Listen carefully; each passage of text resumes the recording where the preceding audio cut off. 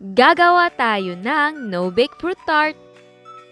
Para sa written ingredients, please check description box. Ang unang gagawin natin ay crust. I-combine ang crushed graham crackers at melted butter or margarine.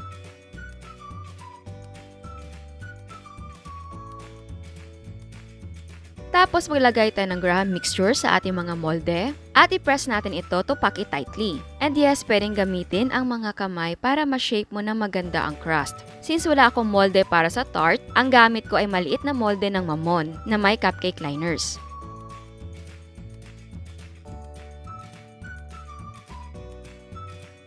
Ayan, eto na ang nagawa natin. So, i-chill na muna natin sa fridge for 30 minutes or until ready to use. Ngayon naman, gawin natin ang custard filling. I-combine natin ang egg yolks and white sugar.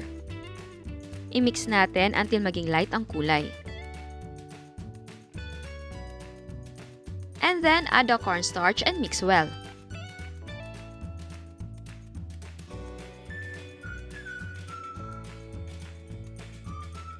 Ngayon naman, paiinitin natin ang evaporated milk. So, ang pag-iinit nito yung almost na siyang kukulo.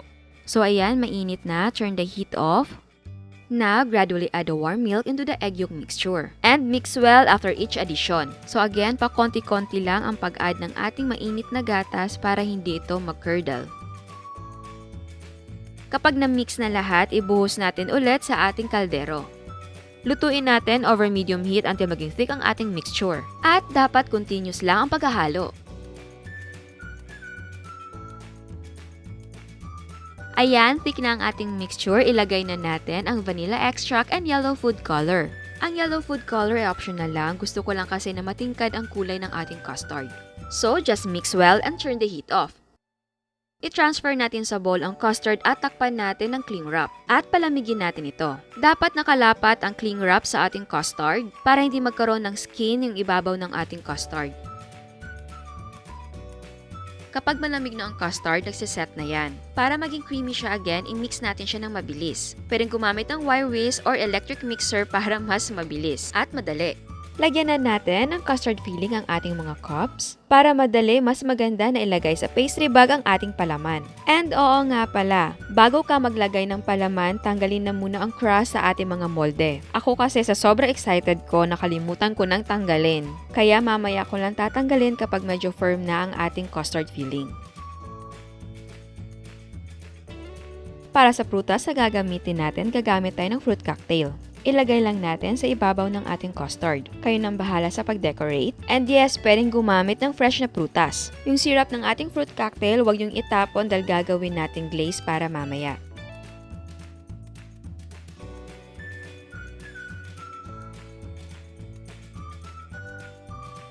Tapos, i-chill natin for 10 hours or mas maganda overnight.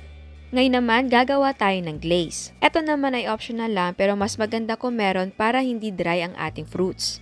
I-combine natin ang cornstarch at kalahati ng ating reserve na syrup. Siyempre, kung hindi kayo gagamit ng fruit cocktail, wala kayong syrup. Pero okay lang yon kasi pwedeng gumamit ng fruit juice, gaya ng apple.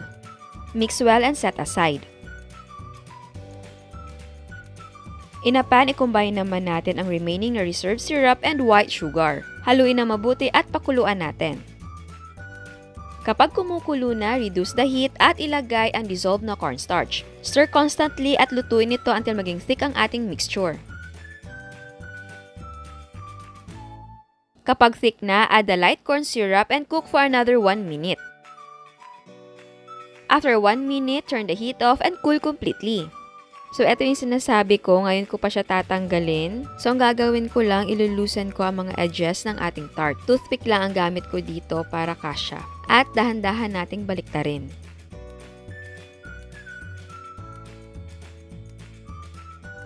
Ayan, natanggal na natin. Ngayon naman, mag-apply na tayo ng fruit glaze. So, i-brush lang natin ang glaze sa ating mga prutas. Ayan, eto na ang ating no-bake fruit tart. At bago tayo mag-taste test, sa hindi pa nakasubscribe, please subscribe sa ating YouTube channel and please click the notification bell and please click all para ma-notify ka sa lahat ng uploads. So ayan, titikman na natin. Oops.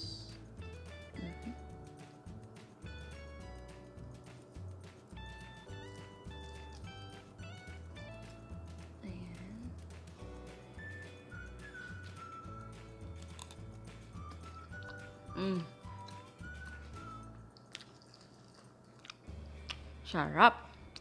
Ang sarap ng mismong custard natin. At lahat ng combination talagang pack na pack. Yung crust natin, masarap din.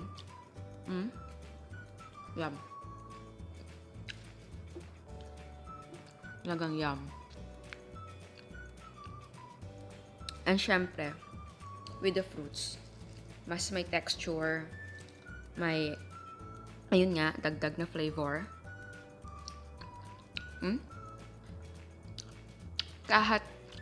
Kahit canned lang yung ating fruits, okay naman. Pero syempre, iba pa rin kung fresh yung fruits. Pero, for me, okay lang. Kasi mabilis eh. Mabilis lang hanapin yung fruit cocktail. And, bagay naman din. Iba lang talaga yung prutas talaga na fresh, lalo na kapag matamis yung nakuha mong prutas. Gaya, kasi meron kasing kiwi and strawberry na hindi talaga ganun katamis. So, ewan ko lang kung okay yun sa inyo. Pero sa akin kasi ayoko ng alanganing matamis, alanganing maasim. Gusto ko talaga matamis, lalo na kapag dessert siya. Kung mangga, okay naman din. Basta siguraduhin nyo lang matamis din. Pero ito, sarap. Ay.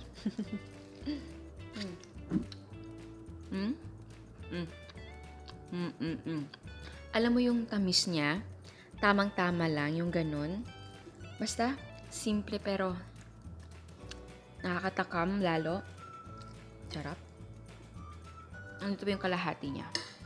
Oops. Para siyang di ba? Para siyang leche flan. Pero, yung mushy type ng leche flan. Kasi syempre custard. So, mapapansin mo na meron siyang medyo similarities. Pero, hindi talaga yung leche flan na leche flan talaga.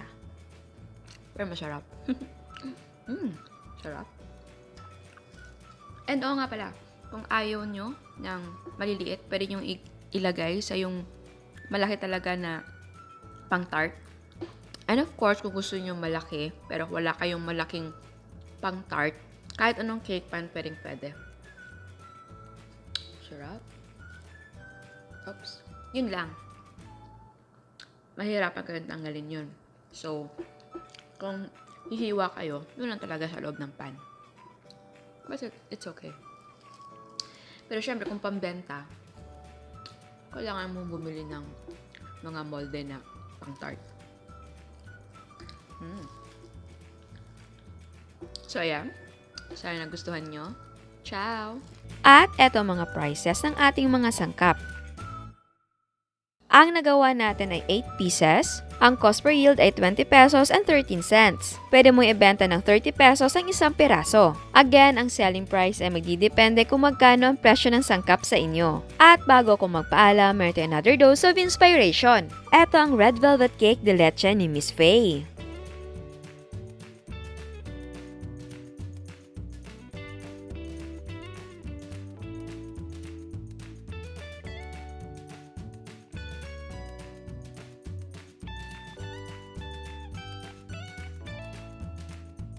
Eto naman ang Graham de Leche ni Miss Morales.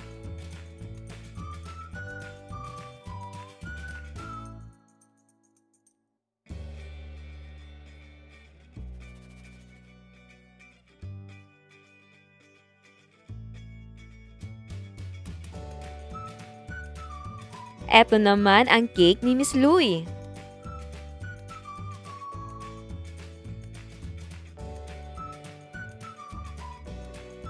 At meron din siyang Graham de Leche. Again, I want to say thank you sa lahat na nagpapadala ng mga photos nila. Uy, palapit na ang Valentine's Day! May naisip na ba kayo para ibenta sa araw ng mga puso? Pwedeng marshmallow pops or cake balls? Basta kahit ano pa yan, huwag nating kalimutan na mag-spend tayo ng quality time sa ating pamilya. Mag-chill lang kayo at manood ng Kusina Chef. Kaya sa mga hindi pa nakasubscribe, please subscribe sa ating YouTube channel and please click the notification bell and please click all para ma-notify ka sa lahat ng uploads. And please don't forget to like our Facebook page and follow us on Instagram. Thank you!